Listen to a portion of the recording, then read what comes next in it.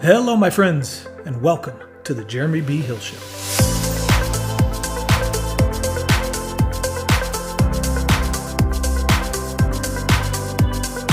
For those that are on their way to becoming the best version of themselves, finding their own success, these are the real life stories, the goods and the bad, the successes and the failures from those leaders who have made it and those that are still on the journey. Welcome to the show.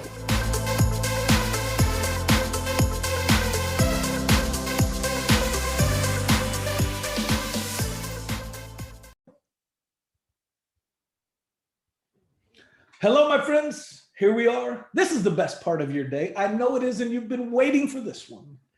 Hey, guys, welcome to the Jeremy Hill Show. Today, I've got my namesake, the only other guy in the U.S. that's as cool as me, or I guess that has my name that's still cooler than me.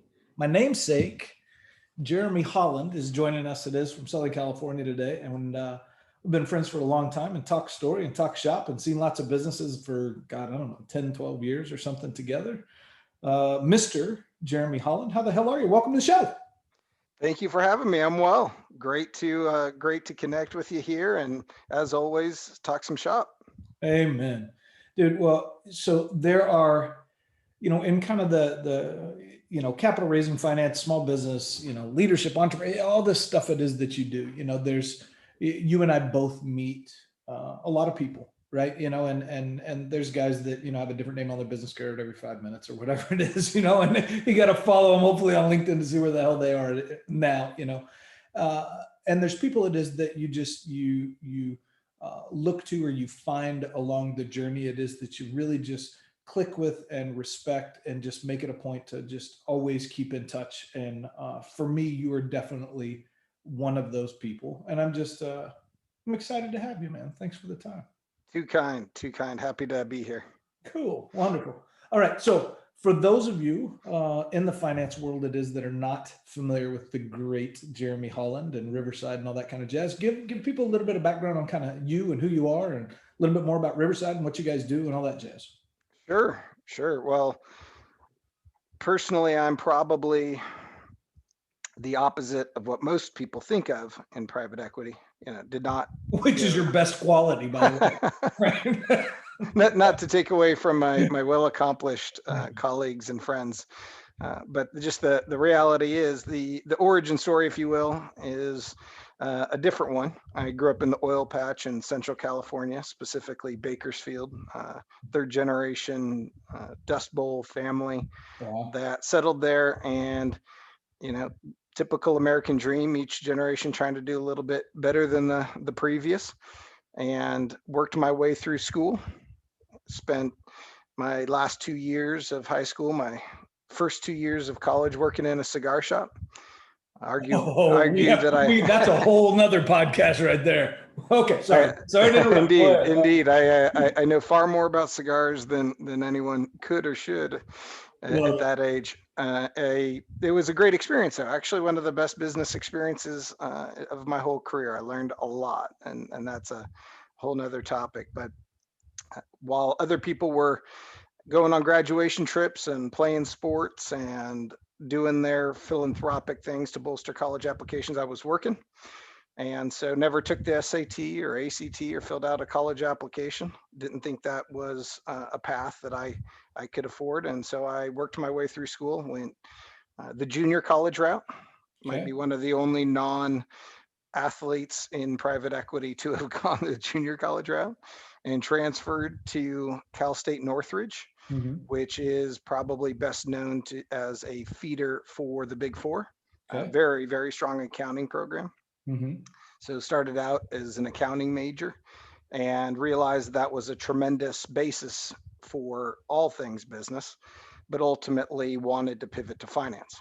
And through friends that did go to wonderful schools, Claremont, McKenna, and what have you, I had the good fortune of talking to them about other career paths beyond accounting, and at a fairly early age knew that I wanted to get into investment banking or private equity, something in that realm, and had the good fortune of going straight in to private equity in the 90s.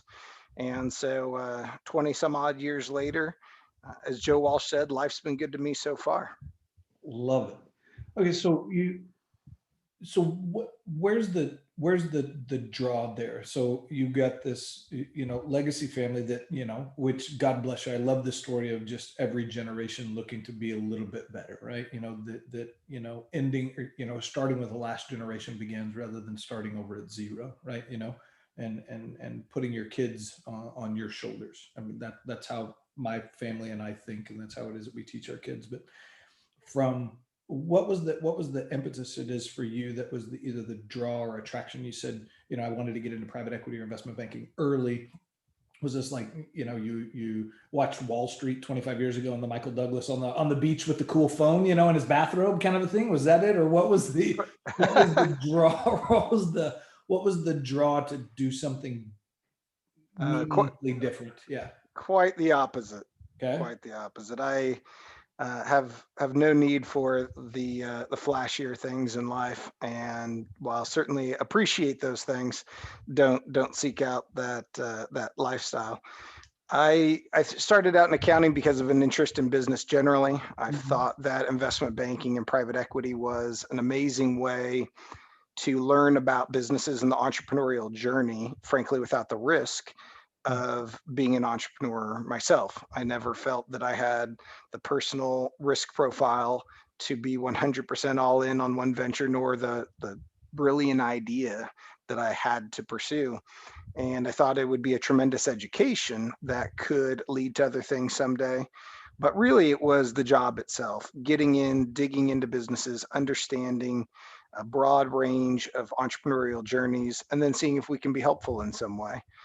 Of course, the upside scenario it certainly factors in, but it's been great. It's been great to participate in these journeys and help along the way. Okay, and so leading out, so you finish Cal State Northridge and go from kind of accounting to finance to graduating there, and then now you're out on the market, and you're like, okay, I'm smart. I got a piece of paper that says so. Somebody give me a job and some money. So what? How did the transition actually into starting in that field? Did you start as an accountant or a finance guy and then move into that, or did you go straight into private equity and investment banking, or how'd that work? Yeah, it's very non-traditional. My friends at the top tier schools were trying to be helpful, not trying to be rude. They said it won't happen. Hmm. It's a waste of your time to try. Having a kind of military family background, they said just go get a job at Boeing, Lockheed, something like that. Work your 9 to 5, coach your kids' soccer team, and move on. Not only are they not going to hire you, they're not going to interview you. It's just the reality. You went to the wrong school. And they were actually right. And I went and sat with Dr. Jennings, who was the department chair at Northridge at the time. I told him what I wanted to do, and he just kind of gave me a blank stare, like he didn't know how to respond to that request. Mhm. And the meeting ended awkwardly. That said, a year and a half later, when I was in my last final, it was Dr. Jennings who came in and dropped a little scrap of paper on my desk. It said Fred and had a phone number. No context for what that was, who Fred was, or anything. He walks out as I'm still working on the final. Okay. Call the phone number, old school private equity firm, Buttonwood Capital in the LA area, was contemplating the idea of having an analyst for the first time. And so they called Bill Jennings and said, we don't want to talk to a lot of students. We want to talk to one and get a sense of it. And fortunately, prior to that moment, I had joined Dr. Jennings' honors program, and that was the one class he was teaching at the time. And so he got to know me in perspective, and we were actively managing a real portfolio, which has now been replicated at many universities across the country. Mhm. A group of students managing that, and so it was the investment dissection process and having to come up with recommendations and why and things like that. So I call Fred, and he says, "Come down here right now," and we go down there, and I think that Fred and Curtis were kind of stunned. They have this state school kid, fraternity guy, without the typical pedigree, and they thought maybe they were a little skeptical about my sincere interest in private equity. And so they started asking me a lot of different questions about markets and the work I've done outside of school, books I've read, things like that. And I think they're pretty surprised that I had absorbed everything I could find on the industry. And they hemmed and hawed and they weren't sure what to do with an analyst. But eventually I called them back several times and offered to work for free. And they said, well, we're not going to let you work for free, but we'll start you out low and see how it goes. And in those days, there were no analysts in private equity.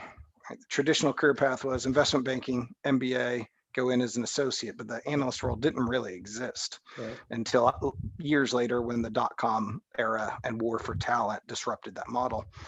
So as a result, I was included in everything, every negotiation, every document review, every modeling session. And so while much of it went over my head in the first year or two, it was a tremendous learning experience. And they really took me under their wing and took the time to answer my endless questions. There was no Google.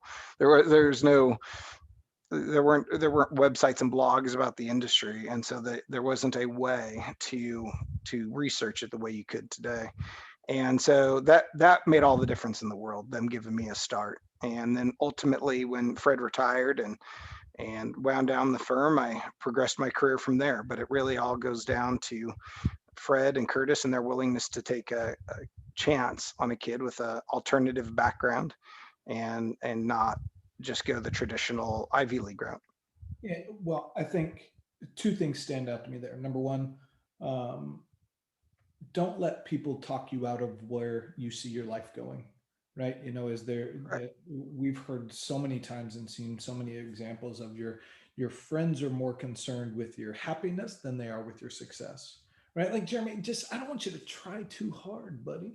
You know, because what if you fail? What if that guy doesn't hire you? You know, just like get the good job at Boeing or Lockheed or whoever it is, and coach a kid's soccer team, and you know, drive a minivan and have a golden retriever or something, and you're like, dude, no. Like there is you know, I know for you and the way it is that you think, and I think in a lot of our audiences, is that we know that there's something in us that's meant to be more. And it's not that more is more than less. It's more is that I'm meant to contribute more and do more and be more and make a bigger dent and a bigger impact. And you oftentimes your friends don't see that. And so I applaud you there. The other thing it is that I applaud is that this is a real testament for you, because true, the guys at Buttonwood maybe gave you a chance. It is, but they gave you a chance because you were prepared, right? This is that whole thing of opportunity and preparedness meet, right? And so you had been busting your ass, you'd been focusing, you'd been taking the honors classes, you'd been, you know, talking to your professor, asking for opportunities, reading as much as you can, doing it. Without that, number one, the opportunity may not have come, but even if it did come, you had already set yourself up to be primed for that opportunity, right? And so I think so much of, you know, there's so much of the world's information, whatever you want to learn about, whether it's private equity or investment banking, wealth management, anything, underwater basket weaving, doesn't matter. Dude, GTS, Google that shit. There, you can get as much information as you can. 20 years ago, it was a different story, man. So I've got great respect for that. Okay, so Buttonwood. So Buttonwood guys retire and move, and you guys were doing just traditional private equity in Southern California at the time. Yeah, very traditional LBOs, Yep. and it was great.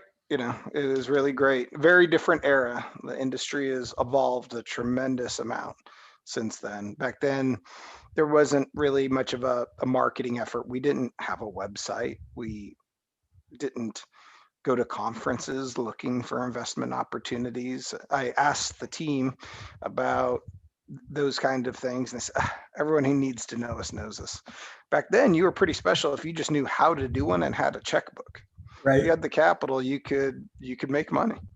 And today, you have thousands, literally thousands, of options as a seller, and therefore great competition. Yeah. And it's a completely different landscape today. And so there's never been a better time for entrepreneurs to raise capital, sell their business, recapitalize, whatever they need to do.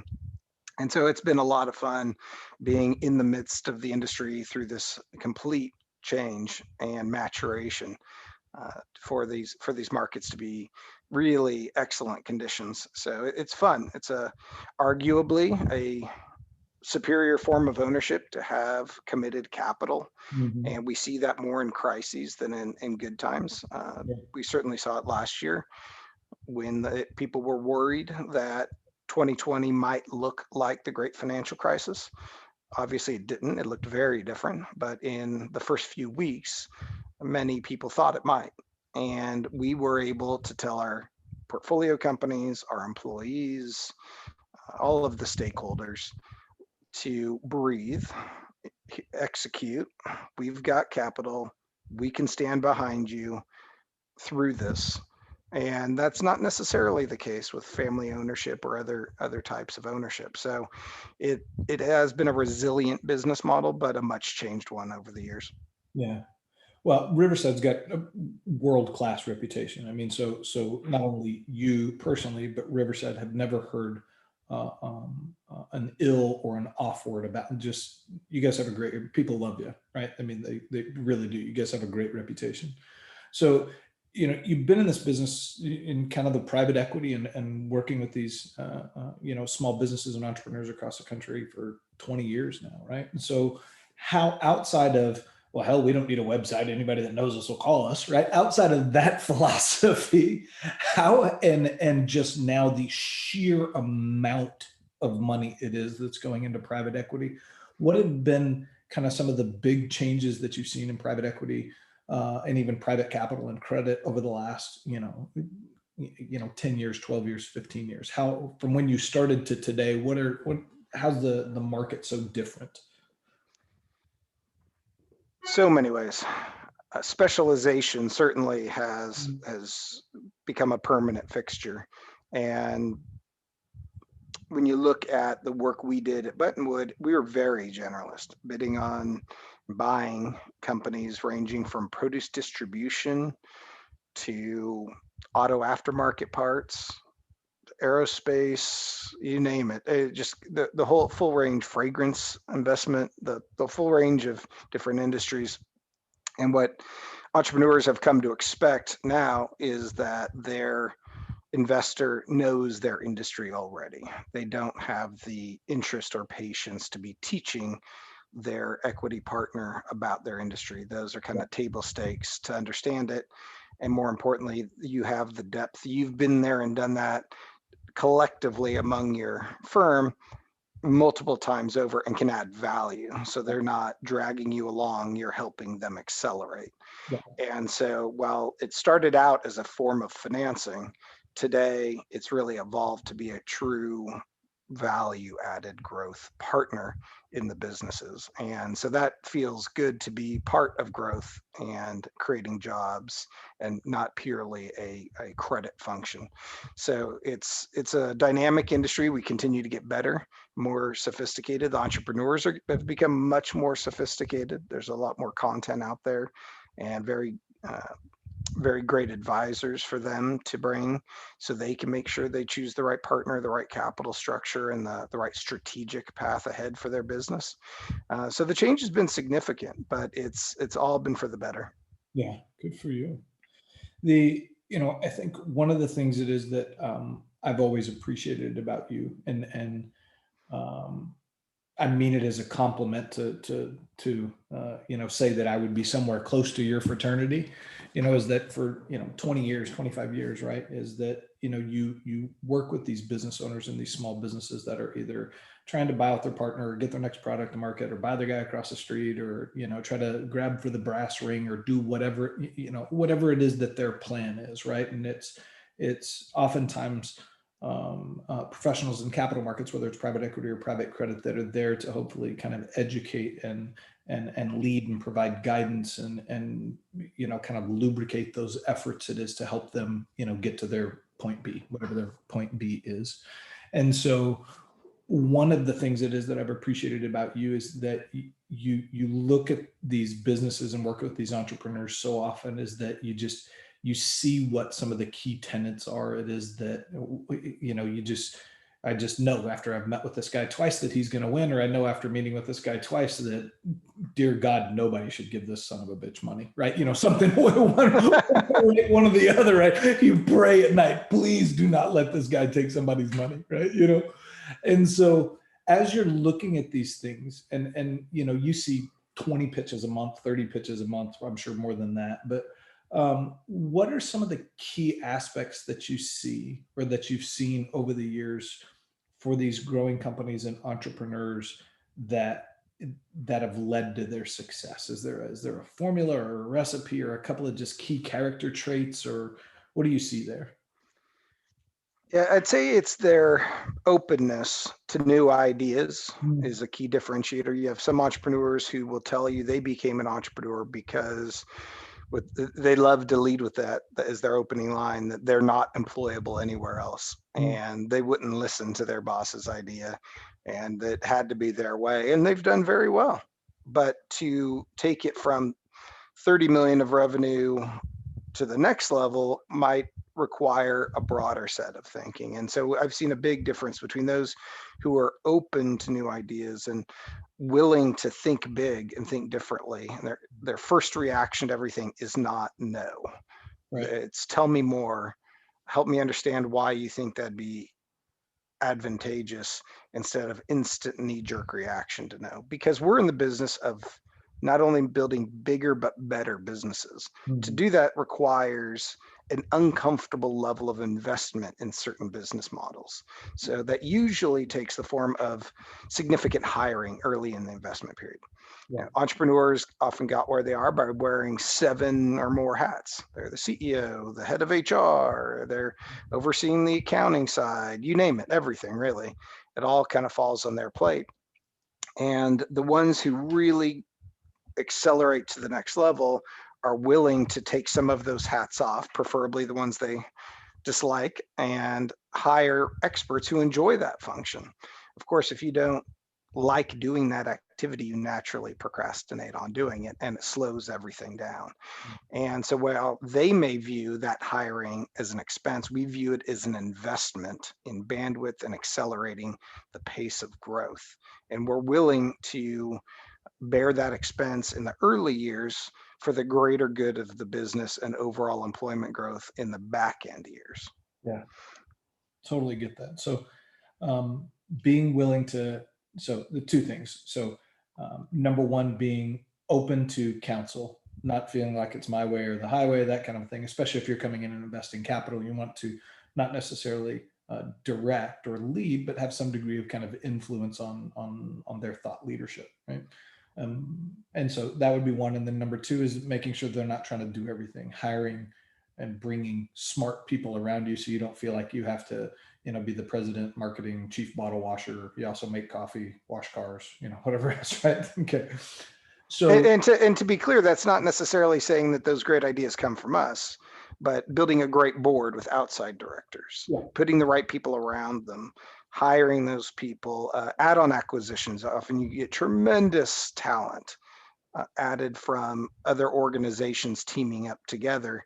And that willingness to get past the not invented here, or we've always done it this way mentality, and that intellectual curiosity to hear, how has this entrepreneur grown so quickly?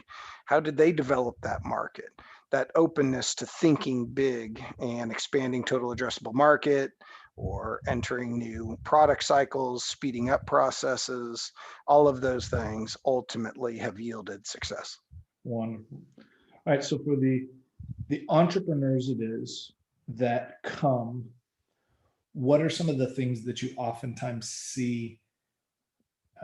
Because everybody comes to you and comes to me because they, were referred by somebody, or they're coming and they're looking for capital, and I've got this great idea, and if only I had $5 million, I'd be on the cover of Forbes tomorrow, and you'll be rich and I'll be rich, and whatever. My wife will, love me more. I don't know, whatever the hell they want, right? But what are the things it is that you see that oftentimes entrepreneurs miss, or business owners miss, or they're not quite ready for? Where are those things? In the smaller end of the market where we spend our time, a lot of entrepreneurs aren't prepared for the difference between an investor and a lender. Mm. There's a difference between borrowing money and taking on an equity partner. Totally. And there's an obligation on both our part and their part. We are fiduciaries of our investors' capital, and there are obligations on their side to, in terms of not just reporting, but collaboration and everything else that comes with taking an equity partner. And it's important for entrepreneurs to think that through before they go down one path or the other, or evaluate both in parallel, but think about the difference between the two. Some people just want capital, and that's fine. There's sources for that. And other people want a partner, and there's sources for that. And that seems to be one of the consistent themes that we see.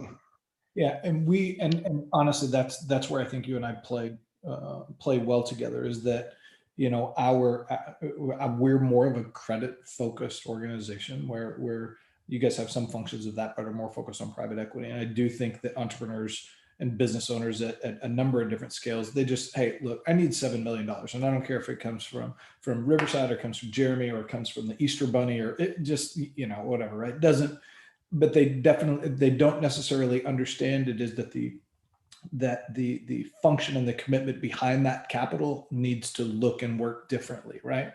Like for you, you're equity capital, man. There's a difference between marriage and dating, right? You know, and for me as a credit guy, like if we don't like each other in 6 months, we don't have to date anymore, right? You know, but the minute it is that we're having now more equity level conversations, that's a different level of kind of participation and intimacy and involvement it is in your business, and should be more thoughtful. And I think one of the things it is that I've always known from you and from Riverside both is that you guys are always more than just capital, right? That there's always things that are additionally accretive to y'all's efforts. It is that are providing that leadership or bringing in additional counsel or helping put together a board or helping think through things, because hey, now we're partners, right? We're not just buddies and friends. We're trying to help you get there. Like you said, not only do we want to, I think you said earlier, not only do we want to build bigger, we want to build better. And I certainly applaud that of you. I think that's wonderful. You have seen, I'm sure, in the last 20 years, a handful of guys just bottle lightning, right? They've just knocked the cover off the ball. And I'm sure that you have stories there about, I remember when this guy came in here and he went through this and he was always coachable and he has always did this. And now, you know, the guy's made a gobsmack of money, or and his investors have done well and his partners have done well and they've done. Is there anything, you know, there with those guys that was just, you know, I told you, Michael Butler and I were out last night. And so one of the tenets from the conversation it is that we had left was there is a monumental difference between somebody who is good and somebody who is great. And it may look like an incremental difference between the guy that's at 90% and the guy that's at 95%, but that incremental difference is monumental in the results over time. Is there something there from you that you've seen with these entrepreneurs that have just knocked the cover off the ball? Is there anything there that? Yeah, I would say typically for us, it's been vertical expertise. So using software as an example, we've seen very different results from somebody who just decides to be all things to all people, being horizontally integrated. So let's say they want to be the XYZ capability for all small to medium sized businesses. There's many businesses who do well in that model, but they don't necessarily have an outsized opportunity. Whereas in the B2B SaaS world, we see a lot of entrepreneurs who came from that industry, and they are scratching their own itch in this software they've developed, and it really truly solves a mission critical problem.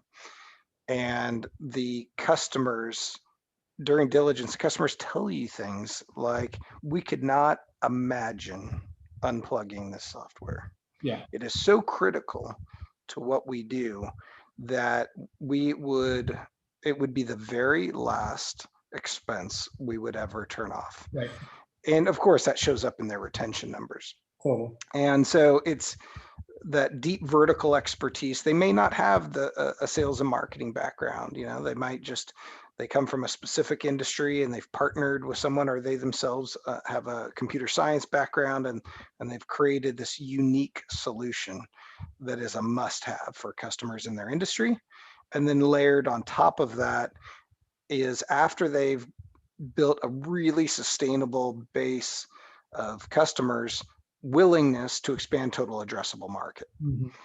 And so those sound like they're conflicting, but it's staying focused early on to building a really great product and scale, but then the flexibility to say, how many other industries have these exact same dynamics? And with a key couple hires and some more development expense, we can develop to be addressable to those verticals or geographies as well.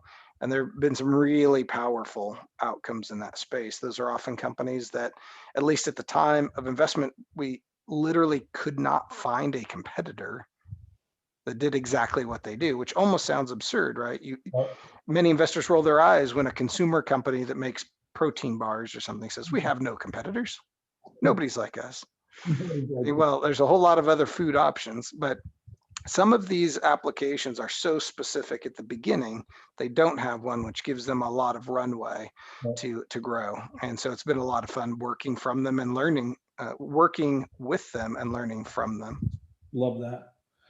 So for, it seems like it is that the markets have begun to kind of slingshot now, right? Especially the, kind of post-COVID, right? Like the world is opening and nobody is wasting time, jumping on an airplane, money is flowing, people are ready to have meetings, right? I think you were just back from New York last night, seeing people in 3D, baby, getting to see live people.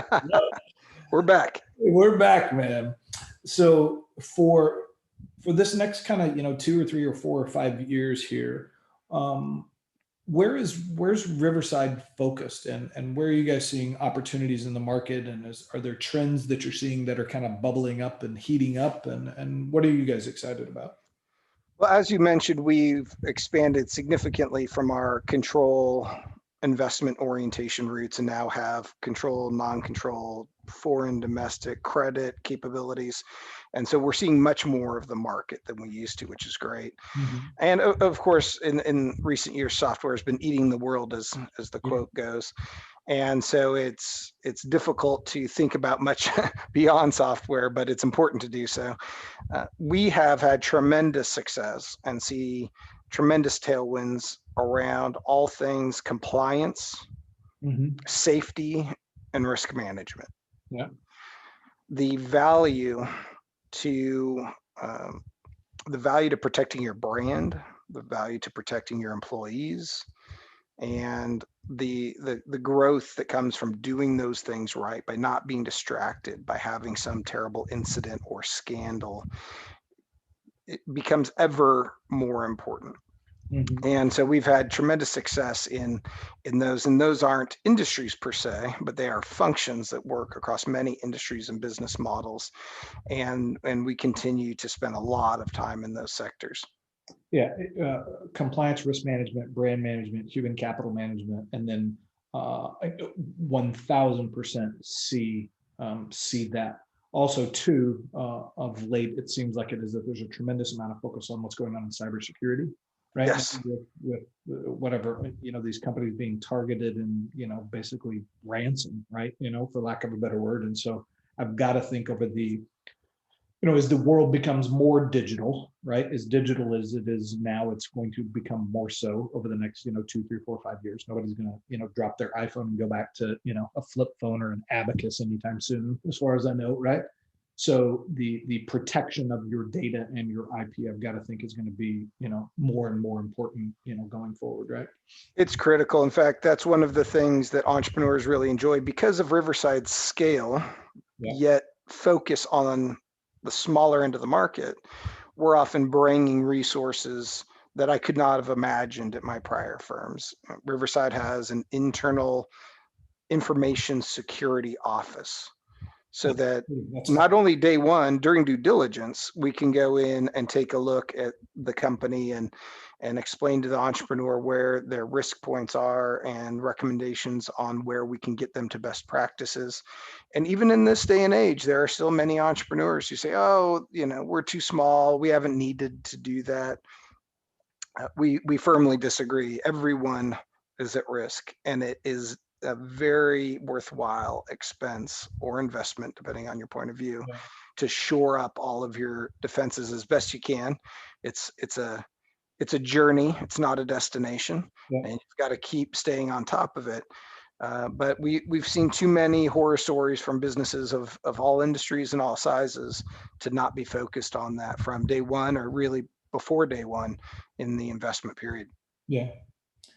With so as the firms continue to grow, you have these new opportunities, you have these new, investments within Riverside that provide further value out to each one of your portfolio companies. Investments in industries is fantastic, but as a function of assets at Riverside, right? Obviously, the as AUM grows and those kinds of things, you have the opportunity to do more deals or bigger deals or whatever you want to do, right?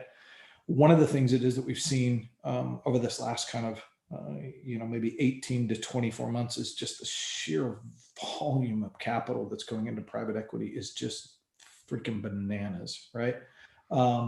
We've seen SPACs come out, which is the new four-letter word, I think, right? Good and bad, right? Direct listings, a number of different things taking place there. How is this becoming more competitive for you guys? It seems like now everybody wants to do a SPAC, whether they should or not, right? Everybody's trying to go through a direct listing for either time and speed to market, less cost, one thing or another. How is competition going for deals right now? What are you seeing there? Competition is more fierce than ever, without a doubt. In the smaller end of the market, where we're best known for operating, there's less of an impact by things in the public world. Mhm. That's not to say that they won't come down over time. That SPAC money needs to get deployed somewhere. So while they started out with electric vehicles and other similar super hot technologies, it'll be very interesting to see how that spreads over time as they start to run out of time to deploy their capital and come in. And we're already starting to see them come into more traditional industries. Yeah. So it's fascinating, and it's just great for the overall economy and ecosystem anytime you have multiple choices for the entrepreneur, so they can find the right form of ownership for them. So it's a fascinating scenario, and I've really enjoyed reading about it and watching it, but we have not yet felt a major impact today. The industry's plenty competitive with or without them, but it's Yeah. fascinating to watch, and I hope that works out to be a great path for a lot of different entrepreneurs. Yeah, I mean, ultimately, whether it's an entrepreneur, Joe's coffee shop or healthcare business or whatever they do, or whether um, it's a professional investor, somebody like you guys, right? At some period of time, there is a path to liquidity, right? You don't want to own companies in perpetuity. You want to own companies, build them better, and either sell them or do whatever. The Do you guys find in your business it is that path to liquidity, I mean, either a SPAC or a direct listing or an IPO or whatever is certainly one? Or are you finding that is becoming more prevalent, or is it as these companies are getting built, they're not trading necessarily like baseball cards, but sponsor one is buying from sponsor two, and ultimately, how are you finding that? Rarely do our companies want to be in the public arena. It Some management teams are interested in that. Generally, they're not. The expense, the time involved, the personal liability, it's just a completely different construct. In fact, if anything, we've moved down market while other people have moved up market Mm. uh, in these competitive times. And so we're trying to bring world-class lessons learned and value add, if you will, best practices ever down to smaller businesses, as opposed to necessarily chasing upward the way that most of the industry has. And so certainly that will be on occasion a path that our management teams consider. Mhm. But we usually hear they do not want to go that route. And in recent years, they haven't necessarily had to. For many businesses, they were able to get wonderful multiples from other private equity firms. And through working with us, they've gotten comfortable with that form of ownership and our life cycle. To your point, in our business model, we cannot hold forever. We do have to provide the capital back to our investors at some point in time. And so from day one, they're always planning toward what will that eventual day look like? What will that process look like? What will the business need to have a vision for the next buyer? And that's a big change. In the 90s, the first thing they taught you was you never buy from another private equity firm. That's long since gone away. Yeah, that seems so foreign now. That seems like So foreign now, it seems almost silly or absurd because, and it made sense at the time.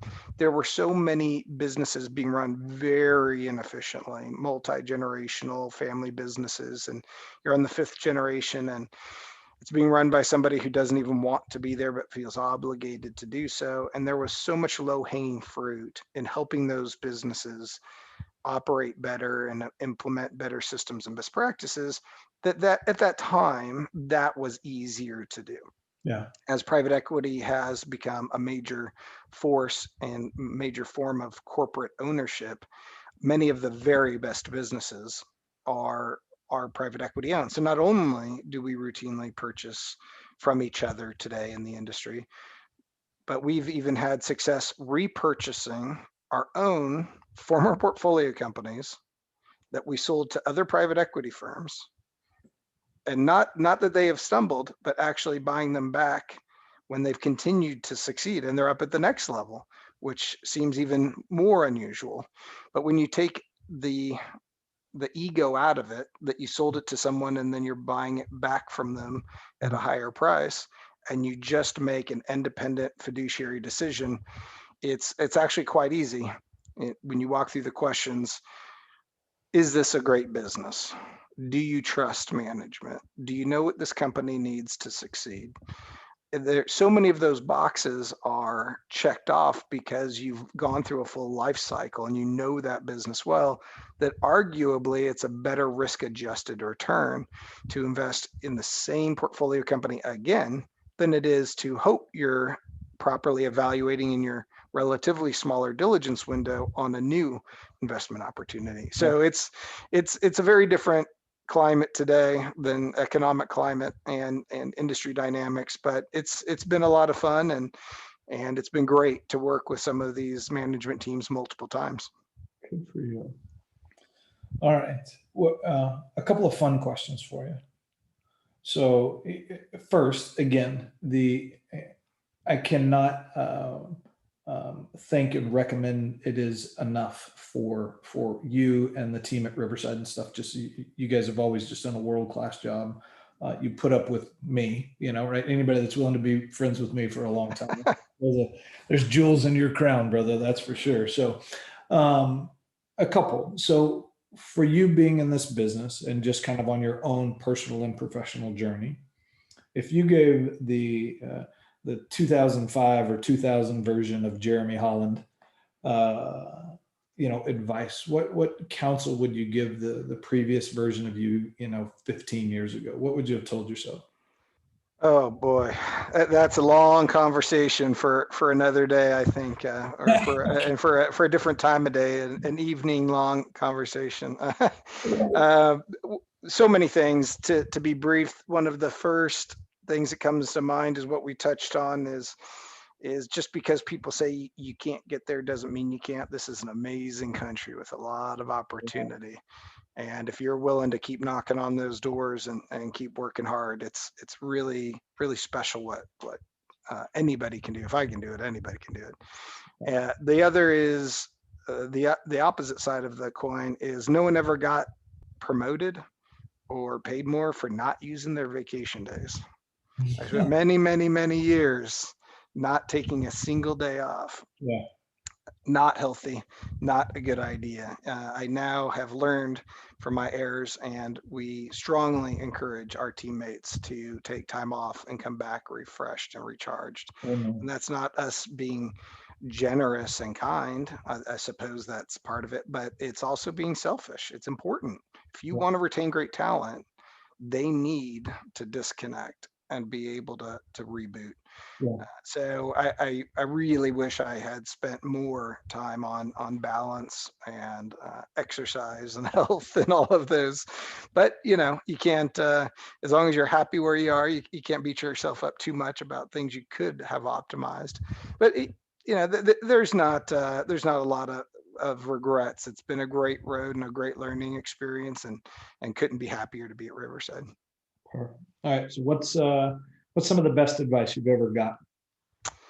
In my early on, probably what sparked my interest in this industry is, at a young age, my father exposed me to the concept of equity investing, and showed me one of those compounding retirement account charts or what have you, where they show person A invests $2,000 a year for so many years. Person B doesn't start till they're 27 and invests all the way through, and they end up with the same amount of money. Right. And the concept of how investment compounding works, and how with tax rates that it's pretty difficult to build a comfortable nest egg on a salary alone. Yeah. And so you need to find an avenue for upside, and whether that's through someone's 401k, and that's investing in various different types of vehicles, um, whatever it is, for those of us who are looking to play for the upside, really equity ownership in some form is really required to get there, because it grows in a way a salary can't. And so that was a big ultimate starting point that led me over into private equity as a way to have multiple, exposure to many of these types of companies at the same time through our own investments in the funds. We're eating our own cooking, investing materially Yeah. into our funds.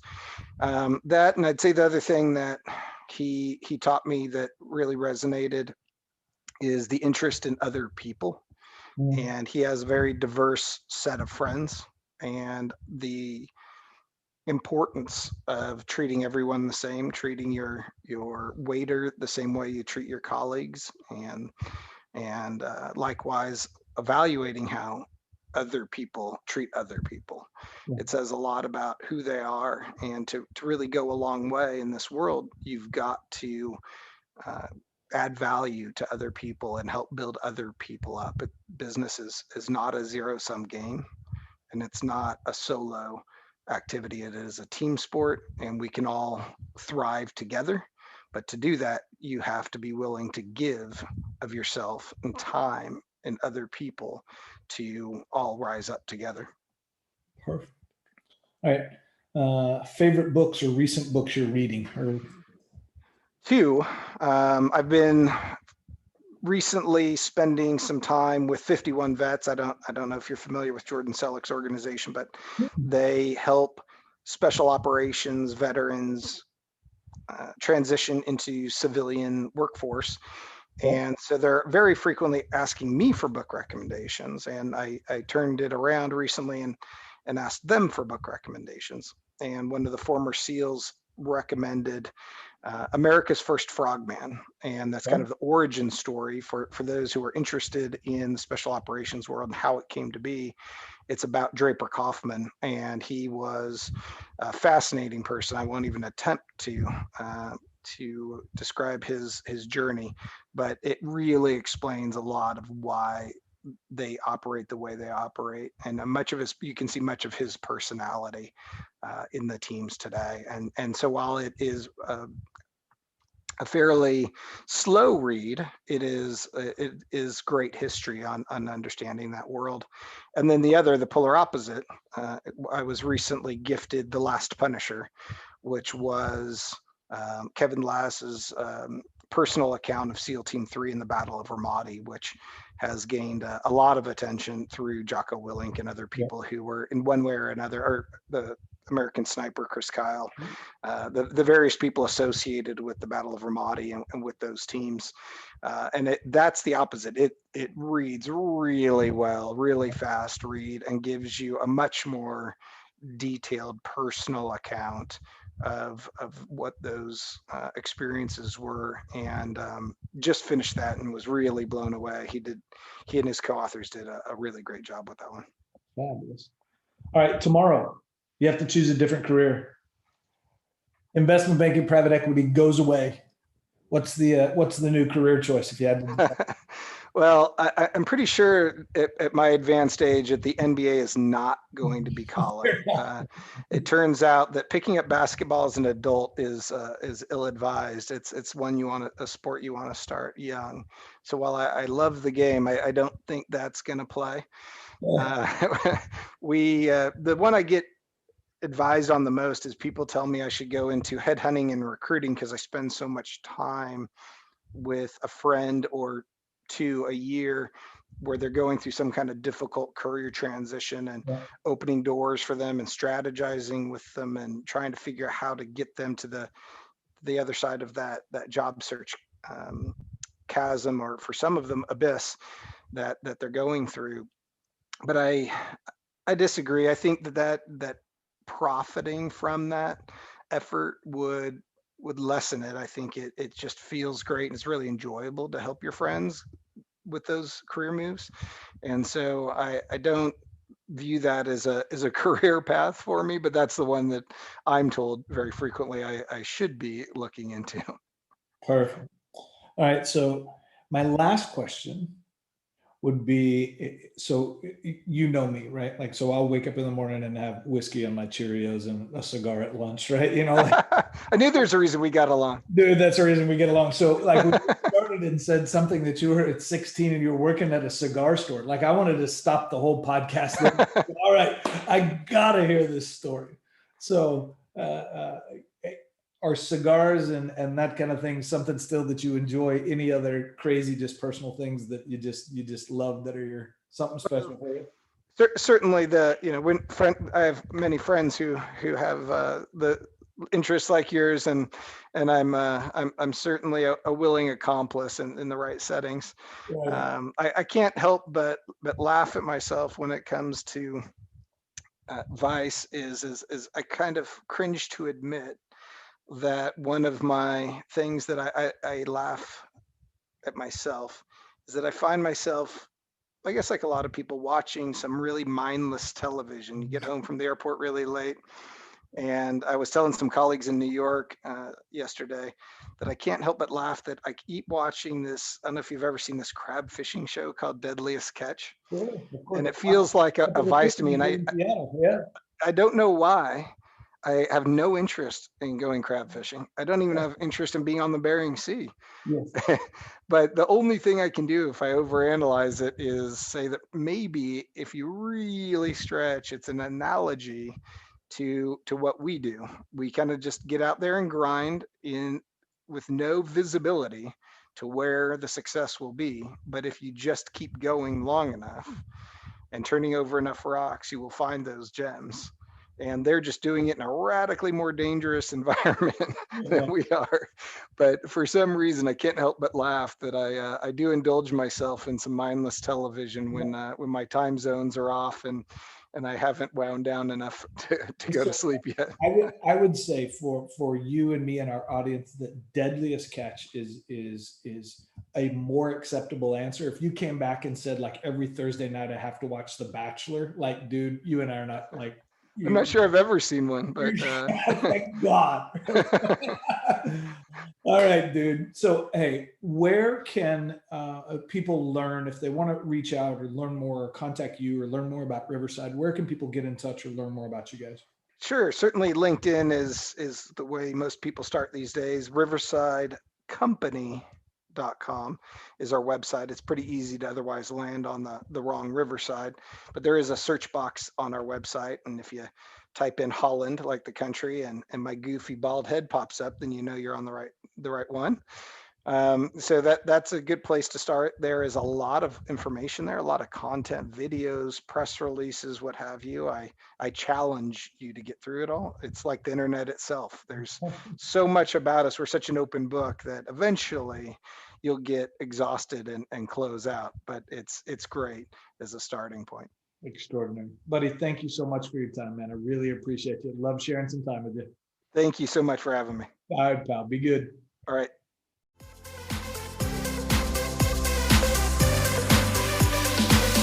Thanks for listening today. This has been the Jeremy B. Hill Show. If you liked today's episode, go on and give us a 5-star review. Not 4, but 5. And even more importantly, share it with somebody else. This is Jeremy B. Hill. Your success is waiting for you, but it's not going to wait forever. Go get it.